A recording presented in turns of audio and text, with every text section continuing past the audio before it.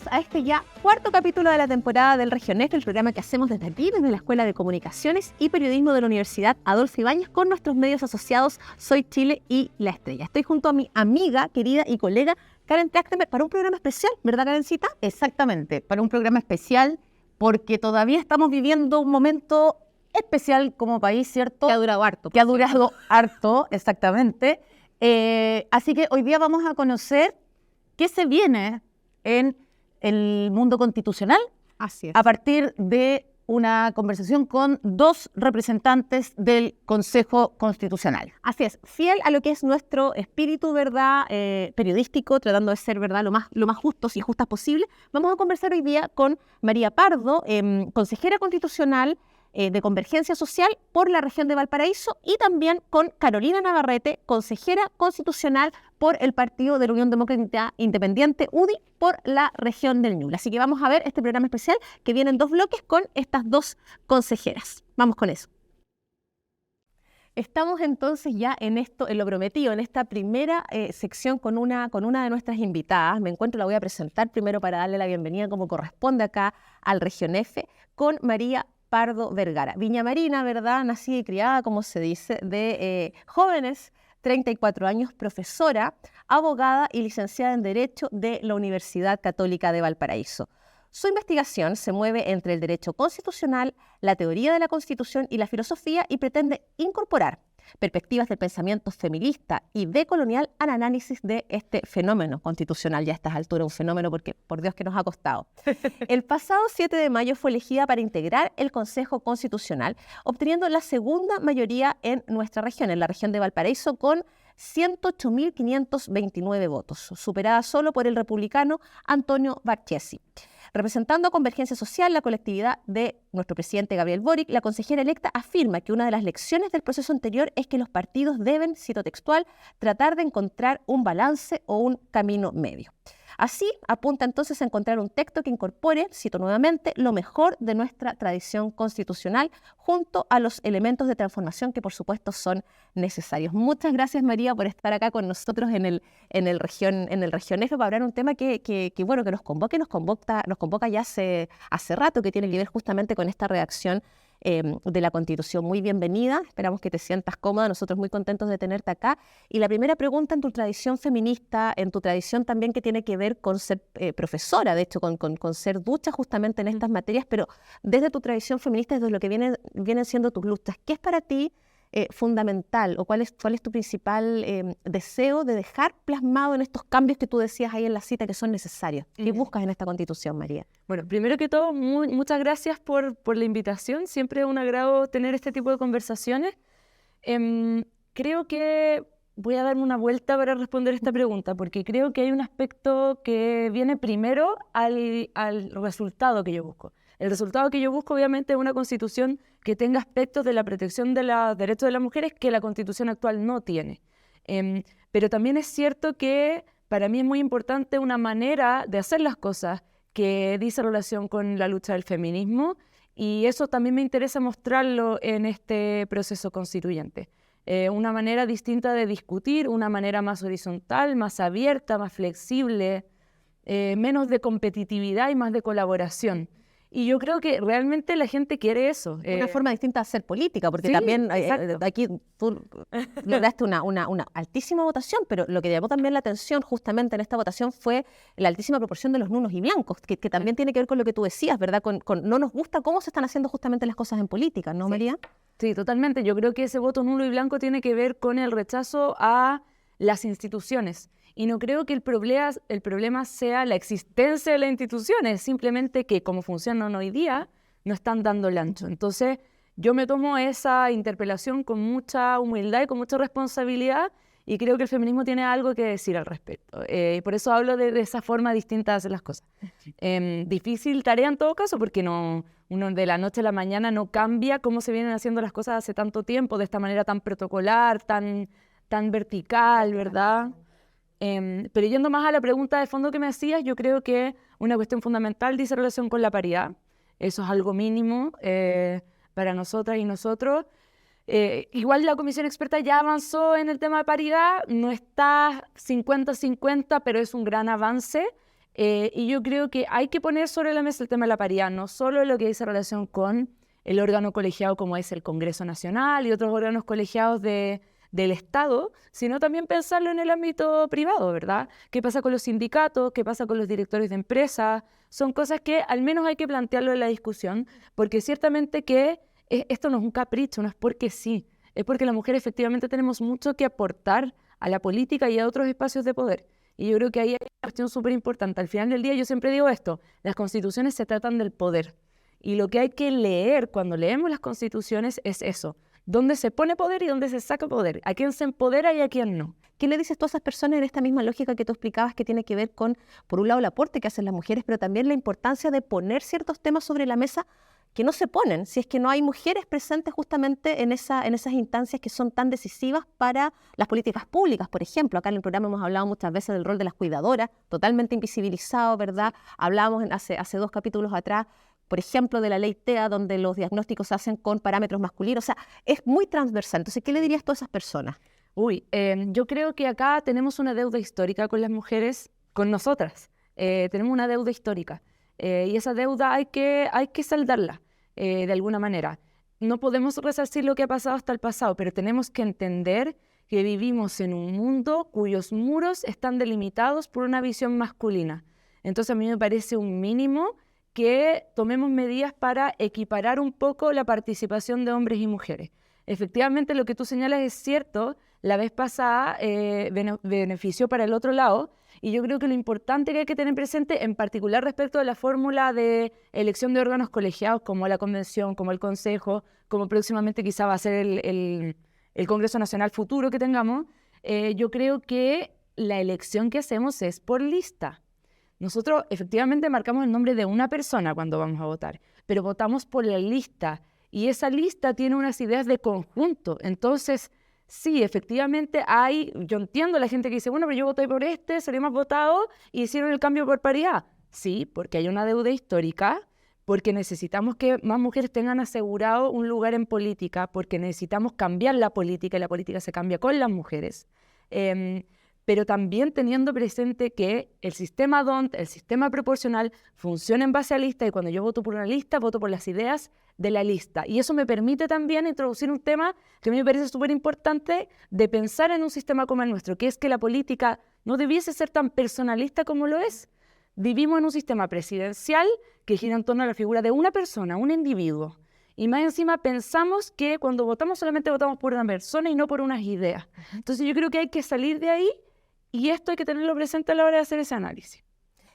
No sé un poco cómo formarte la pregunta, ¿cuál es el llamado, cuáles son las expectativas o cómo crees tú que se puede lograr eso cuando en el fondo hay un sector político con el cual uno puede o no puede estar de acuerdo, pero que en el fondo se presenta desde una cierta vereda más extrema en su pensamiento, en su disposición a dialogar? Sí, yo creo, bueno, ahí evidentemente que hay un temor, por lo menos de mi parte, porque han habido personajes del Partido Republicano que han mencionado, por ejemplo, que las mujeres no deberían tener derecho a sufragio, o han mirado con cierta displicencia el trabajo de cuidado de las mujeres.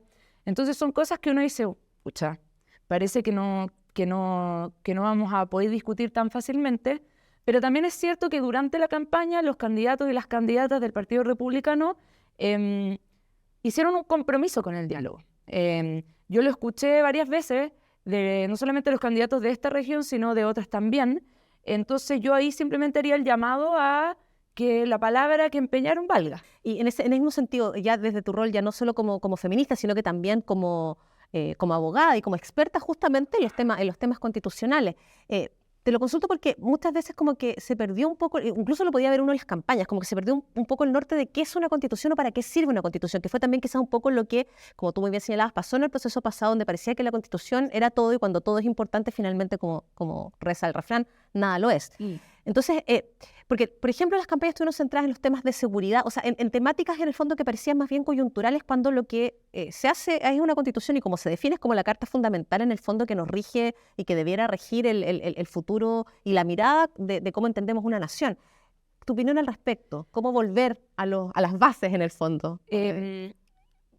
voy a tomar un poco lo de la agenda de seguridad, porque por una parte es cierto, la Constitución, yo lo digo siempre, no es un instrumento de política pública, no debe hacerse cargo de todos los temas contingentes, ¿verdad? La Constitución que debiésemos buscar es un instrumento de largo plazo para hacerse cargo del futuro de Chile, abierto al futuro. Pero también es cierto que había una preocupación importante de la ciudadanía por seguridad.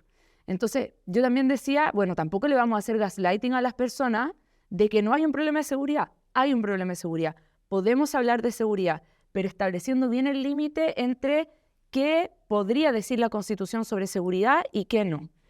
Y ahí vuelvo a la pregunta. La pregunta era qué es constitucional y qué no. Lo constitucional es el poder que mueve la unidad política del Estado, que mueve a la comunidad política. Y en ese sentido, lo que tenemos que hacer con la Constitución es regular el poder de aquellas instituciones que toman las decisiones más importantes del país y ojalá tratar de empoderar a aquellos que tienen menos derechos en la sociedad. Yo creo que esas dos cuestiones son fundamentales. Entonces, eso me lleva, por un lado, al diseño del Congreso, del Poder Judicial, del sistema de gobierno en general, pero por otra parte, a los derechos sociales. Porque los derechos sociales son la vía que tenemos para empoderar a quienes no tienen poder en la sociedad. ¿Cuál es la autocrítica o la mirada o la reflexión justamente ante este resultado que, reitero, no tiene solamente que ver con el altísimo porcentaje de nulos y blancos, sino que también con la altísima votación que, para sorpresa de muchos, alcanzó, digamos, un sector que es, por lo menos desde la vereda política, opuesto a lo que ustedes representan? Yo diría que, bueno, hay muchos factores. Este problema es muy complejo, así que no diría, oye, mira, acá hay dos factores y eso es todo. De hecho, creo que todavía estamos en reflexión en torno a un poco el resultado y lo que se viene también. Pero sí creo que desde nuestra vereda, yo creo que la gran lección es la unidad. Y nos ha pasado ya antes, no es algo de ahora. Nos ha faltado unidad. Entonces yo creo que un poco la lección es ahora es cuando, ahora o nunca, nos unimos para mostrarle a las personas, porque también las personas, yo creo que algo que es transversal a la crítica de los distintos partidos políticos y sectores políticos es que la ciudadanía espera que seamos capaces de unirnos para solucionar los problemas de Chile y que dejemos de estar en las peleas chicas. Yo creo que eso es algo que también supimos transmitir con mi candidatura y que creo que tuvo algo que ver en por qué las personas confiaron en nosotros. Entonces, para mí ese es un gran desafío personal, pero también colectivo como Unidad para Chile y como coalición de gobierno. Uh-huh. ¿Y cómo se reencanta la gente? Ya, yo creo que ya el tiempo estamos, pero tengo que preguntarte esto, porque justamente ha sido un proceso, lo decíamos al principio de la entrevista, ¿verdad, María? Ha sido un proceso largo. Y todo proceso largo implica, evidentemente, un desgaste en un tema que, si bien congregó mucha efervescencia a partir, obviamente, de lo que fue el estallido, ¿verdad?, pero que también es un tema árido. No es como hoy sí conversemos un café y hablemos de constitución, digamos. Es un tema que también muchas veces le resulta a veces ajeno y lejano también al ciudadano y a la ciudadana de a pie. ¿Cómo se, más allá de la coalición política, cómo ustedes como representantes, como personas electas para redactar esto tan importante que es nuestra Carta Fundamental, reencantan en el fondo a esa población que parece estar ya un poco aburrida justamente de este proceso que ya se alarga cada vez más y más? Hay desencanto y ese desencanto tiene que ver con cansancio, con frustración, con miedo, con una serie de emociones que no son muy positivas. Aunque algún psicólogo o psicóloga diría que no hay emociones positivas ni negativas, pero sí creo que gran parte de la frustración tiene que ver con que no nos pongamos a poner de acuerdo, con que se perciba todo muy conflictivo, con que no se entienda bien cuál es el punto o el meollo del asunto. Entonces yo creo que a eso podemos responder con una mirada más feminista en el sentido del cómo hacemos la cosa, en el sentido de dejar de lado este protocolo, este combate, este conflicto y mostrar el diálogo abierto, mostrar el diálogo horizontal y también con un poco de lo que yo sé hacer, que es la pedagogía. El poder no enseñar paternalistamente, sino abrir la discusión y mostrar lo que se está haciendo para no perder la conexión con la ciudadanía, que creo que de repente en el proceso anterior, en algún momento parece que se alargó la brecha entre ciudadanía y convencionales. Y creo que eso es algo que vamos a hacer todo el esfuerzo por no perder. ¿Cuál es tu compromiso justamente con esos electores o qué es lo que tú esperas llegar a plasmar a la hora de representarlos en esta Constitución? Bueno, a mis electores, muchísimas gracias por el resultado, por confiar en mí y por confiar en nosotros y nosotras, porque no soy yo individualmente, sino que es un proyecto colectivo. Voy a hacer mi mejor esfuerzo por estar a la altura del desafío que esto significa. Me lo tomo con muchísima responsabilidad y más allá de mis electores, espero poder representar a la región de Valparaíso. Sí, eso te iba a decir, esa es la siguiente pregunta. Sí. ¿Y qué le dirías a los... mira, me leíste ¿qué le dirías justamente a quienes no votaron por ti? Porque tú igual hiciste una campaña muy, ¿cómo decirlo? Muy de calle, muy de también, me imagino, vislumbrar. Veíamos hace pocas semanas atrás cómo, por ejemplo, la calidad de vida en Viña del Mar, por ejemplo, cayó pero estrepitosamente, cómo tenemos los problemas de terrenos, ¿verdad?, que terminaron en un sicariato en Quilpué. O sea, hay muchos problemas, problemas de sequía. O sea, bueno, podríamos estar toda la tarde acá enumerando problemas, pero eso, ¿qué les dirías a la gente que no votó por ti ante una serie de problemáticas que aquejan directamente a nuestra región? Es que yo creo que eso es fundamental. Yo soy una viñamarina, tú lo dijiste cuando me presentaste, he vivido toda mi vida en la región y creo que eso es importante. Me paseé por toda la región haciendo campaña, me llevo eso. De hecho, yo siempre digo cuando voy hablando en distintos lugares que no se sorprendan si algo de lo que digo lo tomo de acá, porque efectivamente me nutrí mucho con todo ese recorrido que he hecho y que voy a seguir haciendo en la medida que me dé el tiempo, porque va a estar toda la agenda muy comprimida. Y lo que siempre buscamos y el eslogan de la campaña fue un Chile que nos proteja. Yo creo que eso es algo que es transversal a la región y al país. La ciudadanía busca, las mujeres buscamos que tengamos respuestas por parte de nuestro país, de nuestra sociedad, de protección. Eso va desde la seguridad hasta la justicia social. Yo creo que es un anhelo que realmente es muy transversal. Así que ese es mi compromiso. Siempre voy a estar abierta no solamente al diálogo con mi sector, sino con todos los sectores que quieran contribuir a construir un Chile que nos proteja a todos y a todas.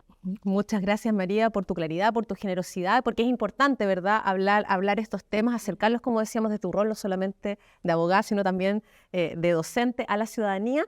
Y vamos a ir entonces con nuestro siguiente bloque, porque seguimos conversando de Constitución, seguimos acá en el Región F. Hola a todos, muy bienvenidos a esta segunda parte de nuestro Región F, en este especial constitucional que hacemos en conjunto entre la Escuela de Comunicaciones y Periodismo de la Universidad Adolfo Ibáñez, Soy Chile y el diario La Estrella de Valparaíso. ¿Qué tema nos ha convocado durante ya 3 años? Tema constitucional, por lo tanto, para nosotros es súper importante que podamos conversarlo. Y para aquello voy a partir presentando a nuestra entrevistada de hoy. Chillaneja de tomo y lomo es Carolina Navarrete, flamante consejera constitucional UDI, electa por la región de Ñuble con más de 40.000 votos. Carolina es abogada de la Universidad de Concepción y magíster en políticas públicas de la Universidad del Desarrollo. Su llegada al Consejo Constitucional, sin embargo, no será la primera vez que entre en la arena política. Ya se desempeñó como seremi de Bienes Nacionales durante el segundo gobierno de Sebastián Piñera, convirtiéndose además en la primera autoridad en ejercer ese cargo cuando la región estaba recién creada. En sus entrevistas, Carolina ha destacado su esperanza de que lo que viene es una buena constitución para el país, ha remarcado la necesidad de enfocarse tanto en la libertad como en la seguridad, además de generar un diálogo fructífero entre las distintas posiciones. Muy bienvenida, Carolina. Hola Karen, muchas gracias por la invitación. Feliz de estar en Región F para comentar, ¿cierto?, todo lo que se viene en este nuevo proceso constitucional, al que le queda muy poquito para comenzar.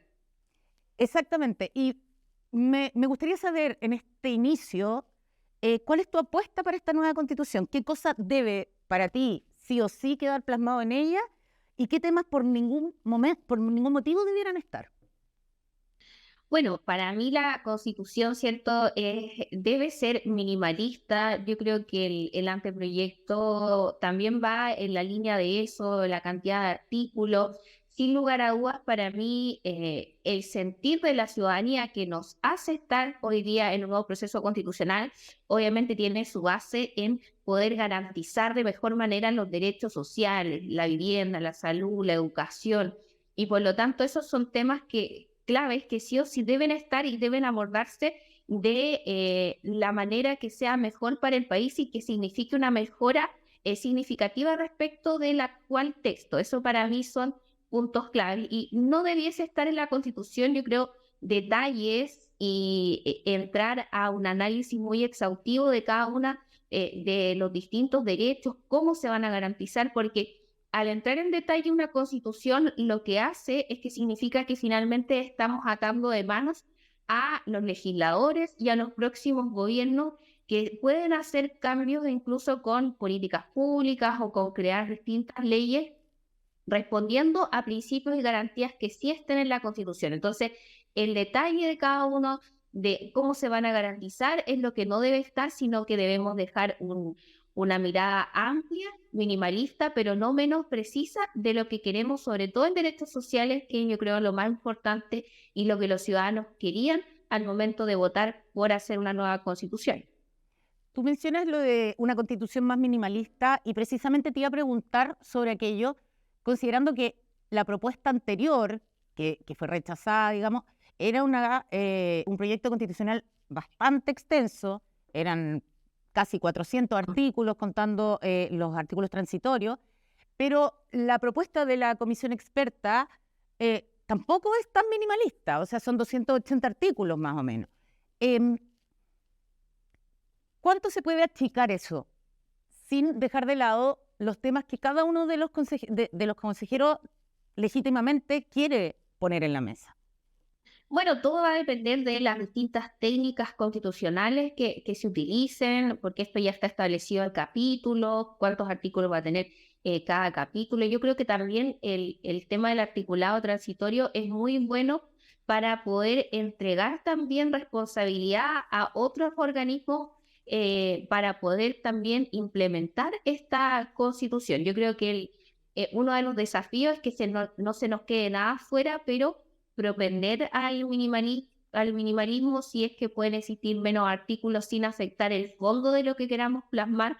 Obviamente vamos a estar de acuerdo, 250, entre 200 y 250 sería el ideal para que fuese una Constitución también de fácil estudio. Recordar que en el mes de diciembre se espera que todos los chilenos votemos y por lo mismo ojalá que sea un texto que ojalá todos podamos leer y todos podamos formarnos nuestra opinión antes de votar. Pero todo va a depender de las voluntades políticas, de la técnica de redacción, de si podemos incluir un artículo en otro. Eso va a ser parte del trabajo que vamos a estar desarrollando en estos próximos meses. Y respecto de la posibilidad de que la ciudadanía efectivamente lea la Constitución, efectivamente pueda ejercer un voto informado, sobre todo considerando que el voto es obligatorio, ¿cierto? ¿Qué es lo que se puede hacer ahí? Porque estamos en un país donde el 50% no lee nada y el 30% de los que sí leen no entienden lo que lee. ¿Qué hacemos? El cual asumimos el próximo miércoles 7 de junio, desarrolle este trabajo. Si nosotros hacemos un trabajo que resulte interesante, respetable por la ciudadanía o por las personas que votaron por nosotros, va a haber un ánimo de saber y de informarse, ¿cierto?, el resultado del mismo. Acá yo creo que tan importante como el fondo, que es finalmente el texto que le vamos a presentar a todos los chilenos y chilenas en el mes de noviembre, cuando ya termine nuestro trabajo, es muy importante la forma. Y yo creo que también ahí tenemos un gran desafío para encantar a las personas en este nuevo proceso. Va a depender cómo hagamos nuestro trabajo durante este proceso, cuál va a ser nuestra capacidad de diálogo, de entendernos, de poder llegar a acuerdos en pos a poder hacer un mejor texto para el país. Carolina, el tema de la paridad de género, tema muy importante para nosotros acá en el Región F, ha sido tema durante ya varios años. Se han hecho distintos experimentos, desde la paridad de entrada, digamos, en las elecciones parlamentarias, hasta la paridad de salida que se aplicó tanto en la constituyente como ahora en el Consejo, ¿cierto? ¿Qué es la paridad para ti? ¿Cómo se debe enfrentar la paridad de género a tu juicio en esta Constitución? Bueno, ahí tenemos dos grandes aspectos. Una es la paridad para poder fomentar la participación de las mujeres en política, pero también la paridad en el diario vivir. Como tú tocabas un tema muy interesante, que es la salacuna que siempre se ha hecho la obligación también para el empleador siempre se ha hecho a raíz de la contratación de trabajadoras mujeres. Yo creo que vamos bien encaminados en que sea la obligación por tener trabajadores con hijos, indistintamente de si es para el padre o la madre, y muchas situaciones que podríamos abordar obviamente en otro programa que están en directa relación con la paridad y con la igualdad de roles, ¿cierto? Al momento de formar una familia y de poder desarrollarse tanto en el ámbito personal con los hijos como también en el ámbito laboral. Y la paridad para fomentar, ¿cierto?, la participación de mujeres en política, yo soy muy clara en decir que obviamente comparto que más mujeres participemos. También reconozco que para las mujeres es muy difícil porque va de la mano con lo que hablábamos antes, por la familia, por tener que dejar de lado también el tiempo que demanda estar o tener una vida política, tanto de ser dirigente o cuando ya se tiene un cargo de elección popular o por designación directa. Es un desafío que la mujer poco a poco se está atreviendo a asumir en mayor cantidad que años atrás. Pero también soy defensora de la libertad y de también respetar los votos que las personas emiten válidamente en la urna. ¿Y qué quiero decir con eso? Que si bien estoy siempre de acuerdo en fomentar la participación de mujeres en política, con la paridad de salida choco un poco en el sentido de que afecta muchas veces a grandes votaciones que son de hombres y que en pos de favorecer, ¿cierto?, esta paridad obligatoria de salida, dejan a muchas personas ampliamente y mayoritariamente votadas por el solo hecho de ser hombres. Y yo soy de la idea de fomentar la participación de las mujeres en política, pero no solo por el hecho de ser mujeres, deben estar preparados para estar, deben también quererlo, no solamente por llenar una lista o por llenar un número. Con sexo femenino debemos fomentar esa participación, debemos fomentar que participen personas preparadas, que participen los mejores y lo más importante es personas que quieran estar y tengan la vocación de servicio público indistintamente de si son hombres o mujeres. Hoy día escuchaba algo que me hizo mucho sentido, que lo hablaban a partir de la libertad que se debe tener entre el sistema privado de salud, o sea, para elegir entre el sistema privado de salud y un sistema público de salud. Y uno de los panelistas decía, claro, pero es que tú puedes elegir en la medida en que tienes plata para elegir y puedes pagar el sistema privado. Y claro, y en educación, si uno lo piensa, pasa un poco lo mismo. O sea, tienes esa libertad de elegir en la medida en que puedes pagar un colegio privado. ¿Cómo la Constitución se hace cargo de que ese derecho a la libertad sea para todos igual? Mira, yo creo que aquí hay que abordar dos aspectos. Ambas situaciones son similares, como tú decías. Quienes tienen la posibilidad de elegir acá son las personas, obviamente, con mayores recursos de un sistema a otro. Pero hay que analizar el trasfondo de por qué debe existir libertad para, por ejemplo, estar en el régimen de salud privado, o por qué también debe existir libertad para irse a un sistema de educación privada, porque así el Estado se puede concentrar en avanzar y mejorar la educación o la salud pública, en el ejemplo que estamos hablando. O sea, acá nosotros, por lo menos yo que soy defensora de esta libertad, no es que yo esté defendiendo la libertad de las personas con mayores recursos para irse a los sistemas privados, sino que acá yo quiero que el sistema público mejore y entre menos personas tengamos en el sistema público o que demandan un sistema público, más rápido podemos mejorar y tener un sistema más eficiente. Ese es el trasfondo, porque si todos estamos, indistintamente de si tenemos o no tenemos la posibilidad de elegir,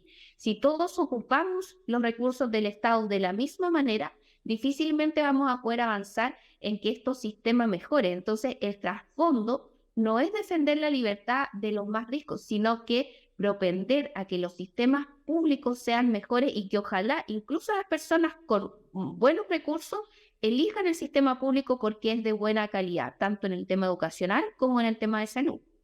Debe existir ambos prestadores, como te digo, para que podamos un poco oxigenar el sistema público, que exista la cooperación público-privada, que hemos tenido ejemplos recientes de que sí funciona, por ejemplo, para el tema de la pandemia, cuando se unificaron los sistemas de camas disponibles, tanto públicas como privadas, en el ámbito de la salud. Yo creo que acá no se debe pretender a que exista un sistema único, porque como te digo, eso lo que hace es quitar la posibilidad de que el sistema público mejore de manera eficiente, porque tendría que absorber toda la demanda de los sistemas tanto de educación como salud, y eso yo creo que frenaría mucho más un avance significativo para que estos sistemas públicos sí funcionen. La última pregunta, Carolina, porque siempre el tiempo se nos hace muy corto.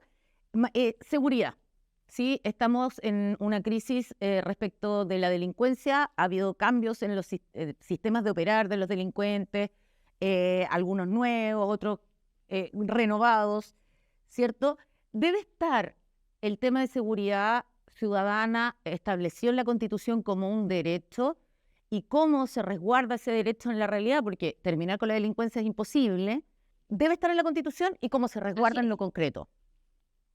Yo creo que debe estar, todos tenemos que tener la seguridad, no solo de que que va a existir o que van a disminuir los índices de delincuencia, sino que tenemos que tener seguridad para transitar libremente por las calles, para emprender. La seguridad, ¿cierto?, es transversal yo creo que es un principio transversal a través de la Constitución que merece su reconocimiento. Y concuerdo contigo en que entrar tanto en el detalle de cómo se va a asegurar, no creo que vaya a ser una tarea de este Consejo, pero sí, por ejemplo, nosotros tenemos distintas ideas como el Lista Chile Seguro, en el cual, ¿cierto?, estábamos durante esta elección, como por ejemplo establecer la Defensoría de las Víctimas, trabajar o establecer también un nuevo estado de excepción constitucional para poder apoyar estos distintos crímenes organizados y delitos de gran magnitud que se han tomado en nuestro país, y obviamente que también fortalecer a la institución de Carabineros, que sabemos y es ampliamente conocido que se ha visto bien vulnerado en cuanto a su preparación respecto, ¿cierto?, o frente a estas bandas de crimen organizado que han llegado con mucha más tecnología, con mucha más preparación. Y por lo mismo yo creo que a través de esas instituciones o a través de esos ejemplos sí que debemos resguardar la seguridad a nivel constitucional. Pero sí, obviamente, el principio de que las personas tenemos que vivir en un medio ambiente seguro y también en un ambiente seguro día a día debe obviamente estar establecido a nivel constitucional. Carolina, te quiero dar las gracias por haberte conectado desde Ñuble. Esto es lo que aprendimos de la pandemia de manera positiva, ¿cierto? Que podemos contactarnos por todo Chile, ¿cierto? A través de las tecnologías. Muchísimas gracias por estar con nosotros en este especial constitucional. Y con esto cerramos esta segunda parte de este programa. Les damos las gracias y los esperamos para 2 semanitas más. Chau, chau.